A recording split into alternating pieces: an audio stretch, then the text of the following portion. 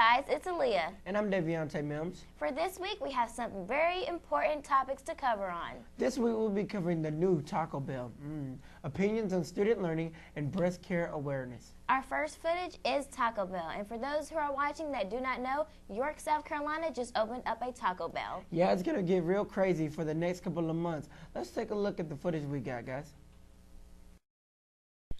For many years now, there has been rumors that we would get a Taco Bell. The wait is over, ladies and gentlemen. On November the 1st, 2013, Taco Bell opened. This will be a major economic boost to our economy as a city. It doesn't hurt that they have good food at reasonable prices. Now is the time when you can head to Taco Bell, where you can live Moss. All right, now off that topic, let's talk about the next one. Yeah, we're going to show you a clip about student learning. Yes, we have students' opinions on bookwork, and we interviewed Mrs. Carter about it as well. We also interviewed Deviante about the topic about bookwork. What did you have to say about that? Let's just take a look at the footage.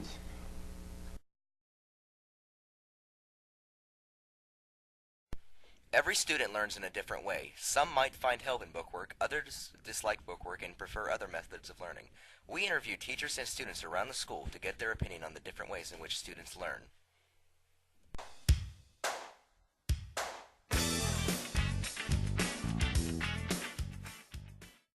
I learn best with hands-on work. I learn best by tactile learning because I like hands-on. I cannot sit in the desk for a mass amount of time and just sit there and listen to a teacher, give their perspective on the way they teach or teaching something. It disturbs me very much. Instead of me trying to learn that topic, it then makes me want to just figure out a way, how can I get out the seat? So I just learn best tactile. I think students are different. Each person's very different on how they learn. However, a lot of students work better with collaborative activities, working together, especially if you have a student who's stronger with a certain subject than another student. So it varies from class to class, student to student, but I think collaboration's a good way for students to learn. Generally, if it depends on if it's in a group. If it's in a group, then maybe I can have fun with it a little bit while I'm learning, because I like to have fun, me myself, while I'm learning. And a lot of people can't do that, I understand. But I learn generally with a group if it's bookwork, but if it's alone with bookwork, then generally it gets rather non-interesting or boring, and I cannot. So, no. In our classes in foreign language, we use the book as supplement. A lot of times the workbook is what the homework comes out of, but as far as giving mostly bookwork, I would say no. We do a lot of projects. A lot of them can be individual. A lot of them are partner or group projects. We do speaking activities with partners. We also do video projects where they're actually videotaped and they critique themselves. We have projects we hang out in the hallway, which anybody can come by and look at those. That's a good opinion on what you said about that. Yeah, thanks. It was a pretty cool topic to talk about. I got to actually sit down with our very own Lizzie Lowe, and it went very smoothly. So, yeah, the last topic we have for you guys is a very important topic. Yes, Breast Cancer Awareness Month. Now, even though it is November, we can still spread the word about breast cancer. One of the reasons October was chosen as the month to acknowledge breast cancer is that the first race for the cure was held then in 1983. 800 people took part in Dallas, Texas. Today, more than 1 million people take part in the annual race. Pink was chosen to represent breast cancer because they handed out pink ribbons to participants in its New York City race for breast cancer survivors.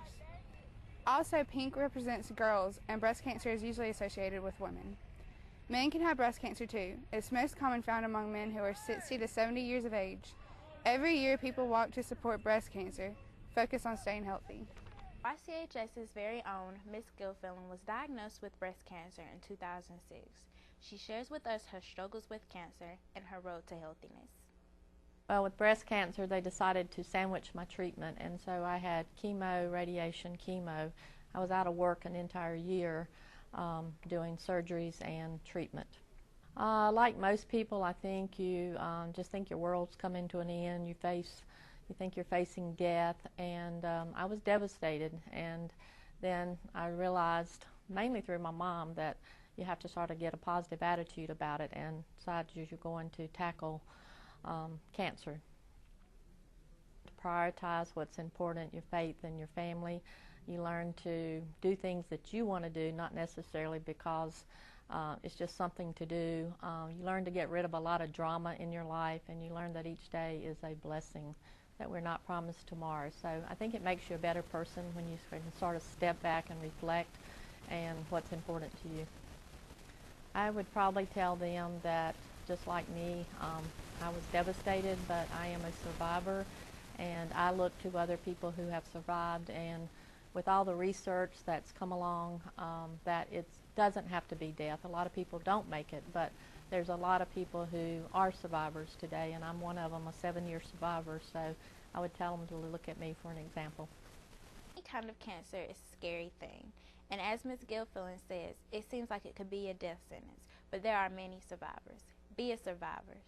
Doctors tell us that the best way to cure cancer is with early detection.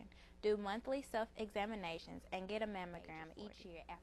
That was a very touching story. Yeah, you know, I'm glad she got the message across that life isn't over and you should still have hope. Yes, okay guys, this is all for this week. I am Aaliyah. And I'm Deviante Mims, signing you out. Swag.